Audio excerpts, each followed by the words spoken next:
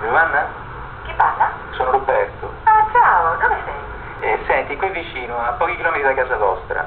Posso fare un salto da voi? Certo, vieni, ti aspetto. Bene, allora tra un quarto d'ora arrivo. Ciao. D'accordo, ciao.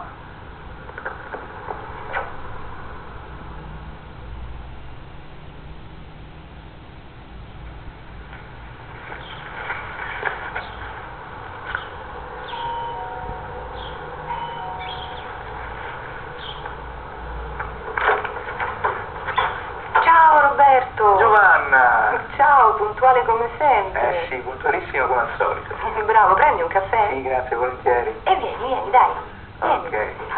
Bello qui, è carino. Ti piace? Sì, sì. Bello, eh? Senti, ti fermi a pranzo, sì? Sì, però subito dopo devo andare via. No. Sì, devo essere in città Come e mai? poi... magari un'altra volta. Vabbè, pazienza. Bello, ti piace? Sì, veramente molto molto bello. Senti, ma sei sola? Non c'è nessuno? No, ci sono tutti. E tuo marito dov'è? È giù in garage, da 2 ore. Da 2 ore in garage? Sì, sta riparando la bicicletta. Oh, mamma mia, tuo figlio? E mio figlio adesso sta dormendo, oggi non si sente bene. Ah, ho capito. Comunque è veramente bellino qui, in mezzo alla Ti piace? campagna, calmo, tranquillo, Ti piace anche a me? Sì, certo, però non vi annoiate? No, assolutamente. Anzi, ci riposiamo, ci troviamo benissimo qui.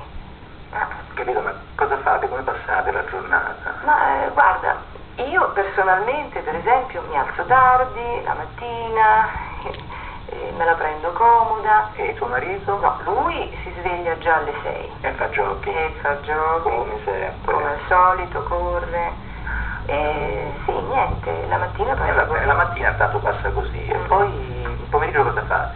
Il pomeriggio mi metto in giardino, leggo, adesso sto leggendo Il nome della rosa. Ah, bello! Bellissimo, avvincente, guarda. Quando prendi il libro in mano non lo lasci più. Senti, ma sai già chi è l'assassino? No, tu lo sai? Sì. No, non me lo Non ti dire. dico niente, non mi ti dire preoccupare, niente. non ti dico niente.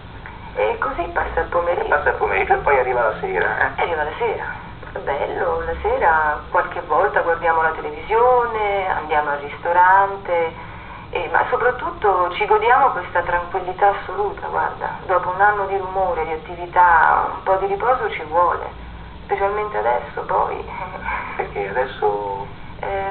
Già, forse tu ancora non lo sai, aspetto un bambino. Ah, auguri! Grazie. Allora.